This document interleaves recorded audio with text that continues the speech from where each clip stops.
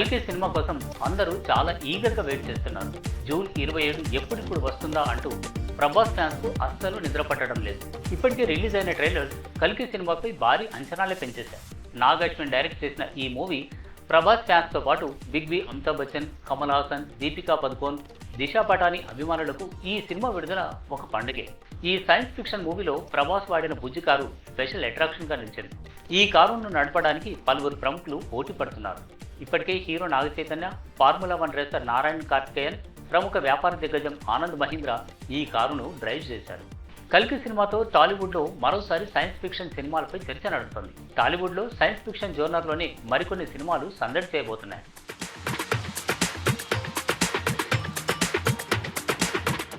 ఇదివరకే వచ్చిన ఇస్మార్ట్ శంకర్ చిత్రానికి డబుల్ ఇస్మార్ట్ చిత్రం సీక్వెల్గా రాబోతోంది. హీరో రామ్, డైరెక్టర్ పూరి జగన్నాథ్ కాంబినేషన్లో డబుల్ ఇస్మార్ట్ మరోసారి ప్రేక్షకులను అలరించబోతోంది. మెమరీ ట్రాన్స్ఫర్ కథాంశంతో వచ్చిన ఇస్మార్ట్ శంకర్ చిత్రం ఎలాన్ మస్క్ చేపట్టిన న్యూరాలింక్ ప్రాజెక్టును తలపిస్తోంది. మరి దీనికి సీక్వెల్గా వస్తున్న డబుల్ ఇస్మార్ట్ క్లైమాక్స్ ఎలా ఉంటుందో అనే క్యూరియాసిటీ నెలకొంది. సైన్స్ ఫిక్షన్ సినిమాలకు పెట్టిన పేరు హాలీవుడ్. కానీ ఇప్పుడు మన బాలీవుడ్, టాలీవుడ్, కోలీవుడ్ వంటి ఇండస్ట్రీలోనూ వీటి సంఖ్య పెరుగుతోంది. కమర్షియల్ సినిమాలతో పోల్చితే సైన్స్ ఫిక్షన్ సినిమాలో రిస్క్ ఎక్కువ. అయితే మారుతున్న ప్రేక్షకుల అభిరుచికి తగ్గట్టుగా వీటి నిర్మాణంపై సినీ ఇండస్ట్రీ ఆసక్తి చూపుతోంది. ప్రేక్షకులను థియేటర్లకు రప్పించాలంటే ఇలాంటి కొత్తదనం అవసరం అనేది సినీ పెద్దల అభిప్రాయం. నిజానికి టాలీవుడ్లో సైన్స్ ఫిక్షన్ సినిమాలు కొత్త కాదు. మొన్నటి అంతరిక్షం సినిమా నుంచి 1991లో వచ్చిన ఆదిత్య 369 వరకు ఎన్నో చిత్రాలు ప్రేక్షకులను అలరించాయి. కల్కి సినిమాతో పాటే థియేటర్లకు క్యూ కట్టడానికి సైన్స్ ఫిక్షన్ సినిమాలు రెడీగా ఉన్నాయి. వాటిలో ఒకటి మాయవన్. సూపర్ పవర్స్ ఉన్న విలన్పై ఓ సామాన్యుడు చేసే పోరాటం నేపథ్యంలో వస్తున్న సైన్స్ ఫిక్షన్ అడ్వెంచరస్ ఫిలిం ఇది. సివి కుమార్ దర్శకత్వంలో రూపొందుతున్న ఈ చిత్రంలో సందీప్ కిషన్ హీరోగా నటిస్తున్నారు. మాయవన్ అనేది జెడ్ సినిమాకు సీక్వెల్.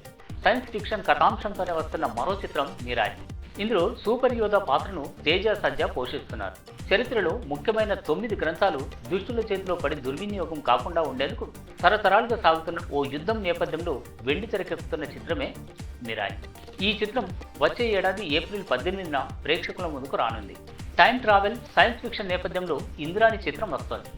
ఒకసారి టాలీవుడ్ చరిత్రలోకి వెళితే 3 దశాబ్దాల క్రితమే సైన్స్ ఫిక్షన్ సినిమా ఆదిత్య 369 ప్రేక్షకులను అలరించింది.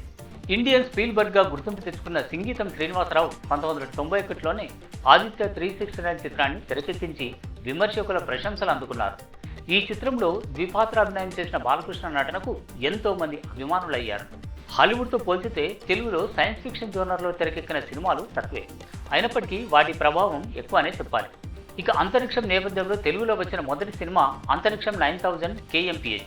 2018లో వచ్చిన ఈ సినిమాను గాజీ దర్శకుడు సంకల్ప్ రెడ్డి సాంకేతికంగా ఎంతో ఉన్నతంగా తీర్చిదిద్దారు.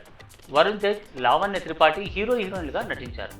రజనీకాంత్ హీరోగా, ఐశ్వర్యరాయ్ హీరోయిన్గా తెరకెక్కిన రోబో చిత్రం ఎంత సెన్సేషన్ క్రియేట్ చేసిందో తెలిసింది.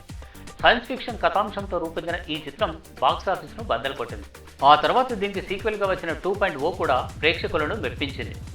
హీరో సూర్య నటించిన సైన్స్ ఫిక్షన్ చిత్రం 24 టైం ట్రావెల్ కథాంశంతో కూడుకున్నది.